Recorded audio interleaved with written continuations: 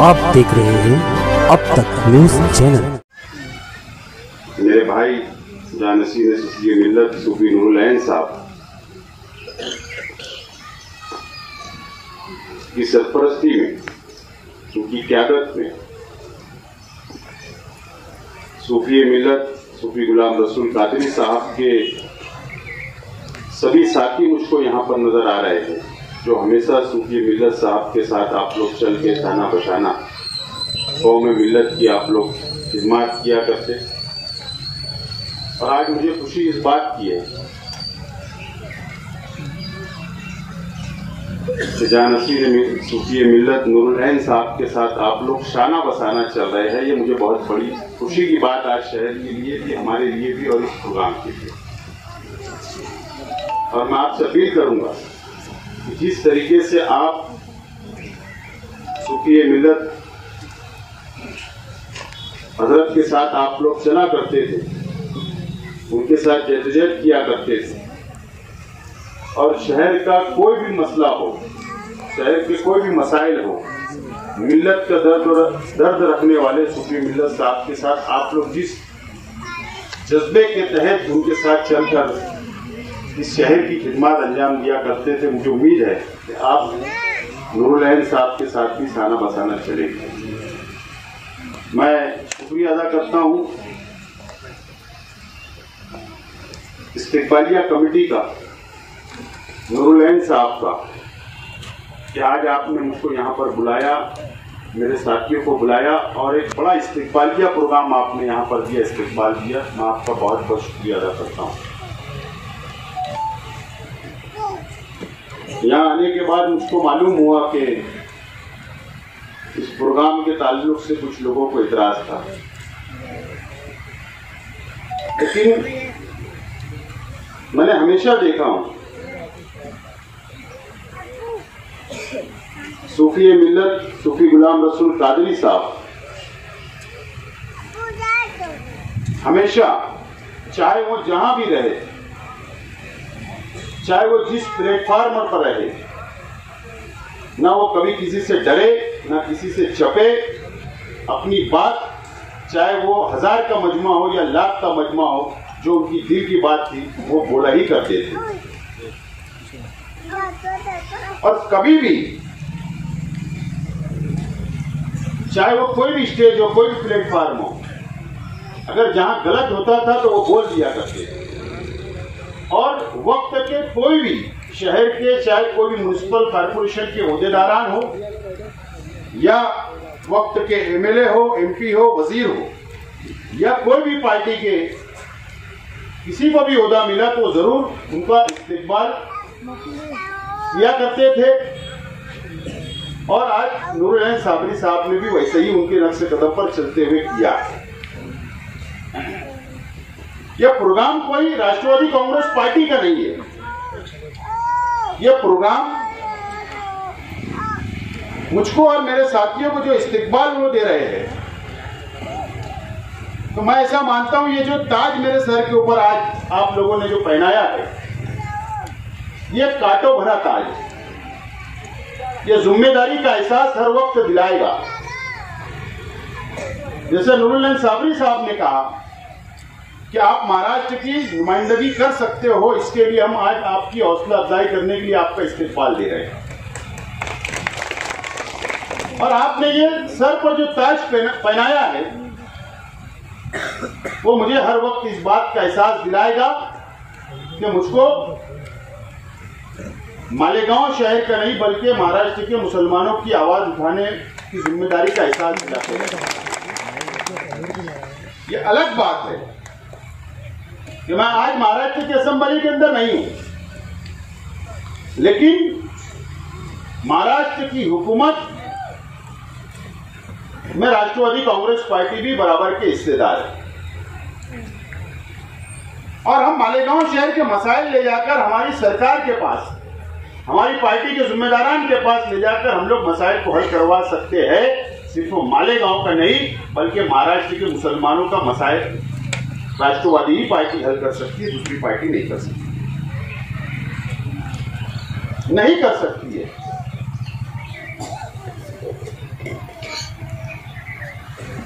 जिस वक्त मैं एमएलए रहा, मेरा 5 साल आप लोग देख लीजिए, वक्फ बोर्ड की जमीन के ताल्लुक से अगर सबसे पहला महाराष्ट्र की असेंबली के अंदर आवाज अगर किसी ने उठाई थी 2014 के बाद 19 तक, तो मैंने आवाज को उठाया था और पहला सवाल मैंने लगाया था महाराष्ट्र की असेंबली के अंदर, और उस वक्त के माइनॉरिटी मिनिस्टर एकनाथ खड़से साहब ने उसका जवाब दिया। मैंने कहा था, सवाल पूछा था महाराष्ट्र की असेंबली के अंदर, आज भी रिकॉर्ड मेरे पास मौजूद है कि महाराष्ट्र के अंदर वक्फ बोर्ड की कितनी जमीनें हैं और कितनी जमीन के ऊपर अतिक्रमण हुआ है। 2 सवाल मैंने किया। एकनाथ खड़से साहब ने उस वक्त जवाब में यह कहा था कि 1 लाख एकड़ जमीन वक्फ बोर्ड की इस महाराष्ट्र के अंदर है, 1 लाख एकड़ जमीन। और उन्होंने ये दूसरा जवाब ये दिया था कि 70,000 एकड़ जमीन के ऊपर अतिक्रमण हो चुका है। और उसके बाद उन्होंने उस सवाल के ऊपर इतना इंटरेस्ट उनको आया, इतनी दिलचस्पी उन्होंने ली और आगे बढ़कर उन्होंने कहा कि जुमला असेंबली के रिकॉर्ड के ऊपर मौजूद है।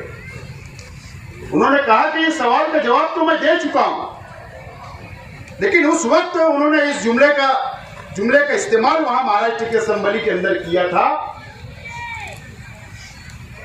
कि महाराष्ट्र की 70,000 एकड़ जमीन के ऊपर वक्फ बोर्ड के ऊपर जो अतिक्रमण हो गए जमीन के ऊपर, अगर वो अतिक्रमण निकाल लिया जाए और 1 लाख एकड़ जमीन के ऊपर अगर मुसलमानों के हवाले कर दी जाए तो मुसलमानों को किसी के आगे हाथ फैलाने की जरूरत महसूस नहीं होगी। ये जुमला उन्होंने कहा था महाराष्ट्र के असेंबली में। और उन्होंने कहा कि जिस तरीके से अतिक्रमण निकालने के लिए वक्फ बोर्ड की जमीन के ऊपर से अतिक्रमण निकलना चाहिए, इसके लिए हम एक स्टेट लेवल की एक कमेटी बनाएंगे और उसका सर्वे लेने के बाद में जिस डिस्ट्रिक्ट के अंदर जहां पर भी अतिक्रमण होगा वहां पर कार्रवाई करेंगे, लेकिन उसके चंद साल के बाद ही उनकी वजारत चलेगी। तो महाराष्ट्र के अंदर सबसे पहला आवाज अगर किसी ने उठाया तो आपका भाई था, शेख आसिफ था। उसके बाद चाहे मुस्लिम मसाइल की बात हो, मुस्लिम रिजर्वेशन की बात हो, महाराष्ट्र असेंबली का कोई भी इजलास मेरा खाली नहीं गया जो मैंने महाराष्ट्र के अंदर मुसलमानों को रिजर्वेशन मिलना चाहिए ये मुतालबा ना किया। तालीम के अंदर, सरकारी नौकरियों के अंदर, आपको याद होगा कि मुमरा के अंदर कब्रिस्तान का मसला बहुत संगीन मसला वहां पर चल रहा था। वहां के मुसलमान मेरे पास आए और उन्होंने कहा कि ये महाराष्ट्र की असेंबली चल रही है, इजलास चल रहा है, आप इसको आवाज उठाइए, वहां हमारे साथ बड़ा धोखा हो रहा है, गवर्नमेंट कर रही है। मैंने वहां पर आवाज उठाया कि बहुत बड़ा धोखा दिया जा रहा है और शहर के बहुत दूर 5 एकड़ जमीन जो गवर्नमेंट दे रही है वो जमीन के ऊपर कब्रिस्तान नहीं बन सकता, वो खाड़ी की जमीन है, नदी की जमीन है, वो जमीन को तब्दील किया जाए। या इसी के साथ साथ महाराष्ट्र के अंदर जहां जहां भी कब्रिस्तान का मसला आया, महाराष्ट्र के मुसलमान मेरे पास है तो मैं असेंबली के अंदर आवाज उठाने का काम किया। चाहे कब्रिस्तान के वॉल कंपाउंड की बात हो या जहां पर अतिक्रमण कब्रिस्तान की जमीन के ऊपर हो रहा था वो बात हो, हर मौके के ऊपर जहां जहां मुझको लगा, जहां जहां मेरे पास मुतालबा लेकर महाराष्ट्र के मुसलमान आए, मैंने आवाज उठाने का काम बिल्कुल किया। आज हमारे दरगाहों के बहुत मसाइल है, कब्रिस्तानों के बहुत मसाइल है, खानकाहों के बहुत मसाइल है, वक्फ बोर्ड के बहुत मसाइल हैं, हमारे शहर के हो या शहर के बाहर के हो। मुझे याद आ रहा है कि सूफिया मिल्लत हजरत मेरे पास महाराष्ट्र के कई लोगों को भेजा करते थे। एक मर्तबा जो महाराष्ट्र का वक्फ बोर्ड की जो तंजीम बनी है, उनसे उन्होंने मीटिंग करवाई। अकबर सेठ उस बात के गवाह है और कहा कि आप इसके ऊपर स्टडी करिए और आप मसाइल को उठाइए। उन्होंने एक बहुत बड़ा फाइल मुझको दी। उस वक्त तो मैंने लेटर लगाकर कानूनी कार्रवाई की मांग भी की। एहतजाज चल रहा था आजाद मैदान के अंदर, अकबर सेठ को याद होगा। सूफिया मिल्लत साहब ने मुझको फोन किया कि आप आइए। मैं एहतजाज के अंदर शामिल हुआ। नागपुर के अंदर धरने के ऊपर बैठे, वहां पर मैं मौजूद रहा, वहां पर उनके आंदोलन के अंदर मौजूद रहा। जब जब भी मुझको याद किया गया, मैं हर वक्त कौम मिल्लत के लिए, मिल्लत के मसाइल के लिए, मुसलमानों के मसाइल के लिए हमेशा मैं मौजूद रहा और मैंने आवाज उठाने का काम किया। 2 साल गुजर गए, मैं एमएलए नहीं हूं, मैं किसी पे तनकीद वगैरह नहीं करना चाह रहा, ये मंच वैसा नहीं है। लेकिन राष्ट्रवादी कांग्रेस पार्टी में शामिल हुआ हूं और बराबरी के हिस्सेदार महाराष्ट्र की हुकूमत के अंदर राष्ट्रवादी कांग्रेस पार्टी है और माइनॉरिटी मिनिस्ट्री वो नवाब मलिक साहब के पास है। माइनॉरिटी मिनिस्ट्री के अंदर वक्फ बोर्ड भी आता, हज कमेटी भी आती, उर्दू घर भी आता है, उर्दू एकेडमी भी आती है, अल्पसंख्यक आयोग भी आता है, मौलाना आजाद कारपोरेशन भी आता है। मैंने ये फैसला किया राष्ट्रवादी कांग्रेस पार्टी का, हम लोग मालेगांव शहर के अंदर वक्फ बोर्ड सेल बनाएंगे और मालेगांव ताल्लुके का बनाएंगे और हर मसलक के उलमा को उसके अंदर हम लोग शामिल करेंगे जो हमसे इत्तेफाक रखते हो। वो छोटे उलमा क्यों ना हो, चलेगा। हम लोग सेल बनाएंगे और सेल बनाने के बाद में वक्फ बोर्ड एनसीपी सेल बनाकर उनको जिम्मेदारी देंगे और तमाम ही मसलक के जो मसाइल है, कब्रस्तानों के हो, मस्जिद के हो, दरगाहों के हो, कब्रस्तान के हो, ईदगाहों के हो, चाहे मालेगांव हो या मालेगांव तालुका हो, वो मसाइल हमारे पास आएंगे तो माइनॉरिटी मिनिस्टर एनसीपी के नवाब मलिक साहब के पास है। हम लोग मालेगांव शहर के तालुके के मसाइल को हल करने का काम करेंगे। आज इस बात को मैं ऐलान करता हूं इस मौके के ऊपर। और शहर की आवाम, मुझे पता है कि आज मसाइल हल करने वाला कोई शख्स नजर आप लोगों को नहीं आ रहा है। शहर की आवाम को अपने मसाइल कहां लेकर जाना है, आज शहर की आवाम परेशान है। चाहे वो कोई भी मसला हो,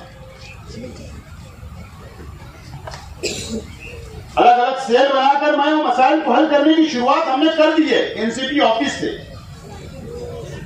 पूरे शहर के चाहे जो भी मसला हो वो हल करने के लिए हम लोग तैयार हैं।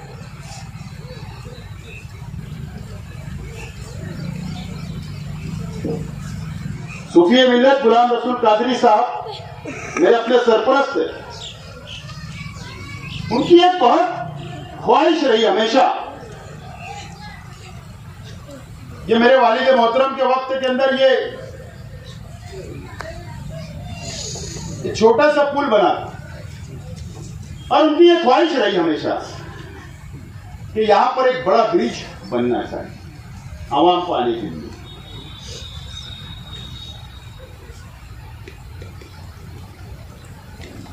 जिस वक्त ईद के मौके के ऊपर नई ईदगाह शुरू हुई, मैं रमजान महीने के अंदर यहां पर आया था,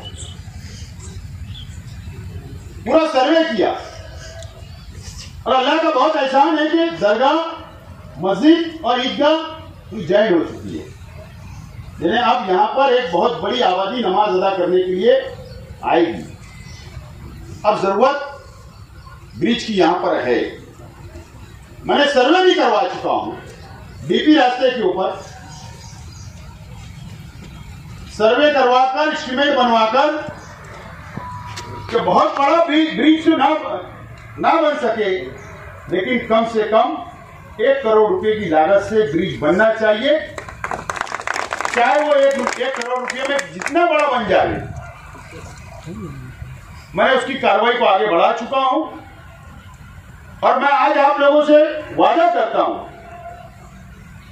आपको यकीन दिलाता हूं कि इंशाअल्लाह म्युनिसिपल कॉर्पोरेशन से हम लोग पहले कोशिश करेंगे कि बजट मिल जाए। एस्टीमेट तैयार है, अगर बजट मिल गया तो कोई बात नहीं, लेकिन मैं आज आपको यकीन दिलाता हूं, हो सकता है कि आप लोगों से, जिम्मेदारान से कई लोगों ने वादे कर चुके होंगे, वो वादा वफा भी नहीं हुआ, मुझे ये बात भी पता है, लेकिन जरूर मैं आपको इस बात का यकीन दिलाता हूं कि महाराष्ट्र की हमारी सरकार अभी 3 साल है और अभी तो 10 करोड़ रुपया मैं लाने वाला हूं। इंशाअल्लाह कॉर्पोरेशन कमिश्नर से फौरी तौर पर आपको साथ ले जाकर बात की जाएगी। अगर बजट मिल गया तो हम उनका इस्तेकबाल करेंगे और बजट नहीं मिला तो मैं महाराष्ट्र की हुकूमत से 1 करोड़ रुपया मंजूर कराकर यहां पर ब्रिज बनाया जाएगा। इस बात का आपको यकीन दिलाता हूं और आपको इस बात का भी यकीन दिलाता हूं कि आप इत्मीनान रखें, हम आपके साथ हैं, आपके साथ, आपके साथियों के साथ, खानकाहों के साथ, दरगाहों के साथ, जो भी मसला होगा, मसाइल हो गया आपके, जरूर मुझको, मेरे साथियों को आप याद करिए। इंशाअल्लाह जरूर मैं आपकी खिदमत में हाजिर होकर आपके मसाइल हल करने की हम लोग कोशिश करेंगे, इस बात का मैं यकीन दिलाता हूं। और आखिर में मैं आपका नूरुल साबरी साहब का, इस्तेकबालिया कमेटी, सुन्नी जमात इस्लाम के सदर और अरकान और तमाम ही लोगों का शुक्रिया अदा करता हूं और मेरी बात को खत्म करता हूं। शुक्रिया।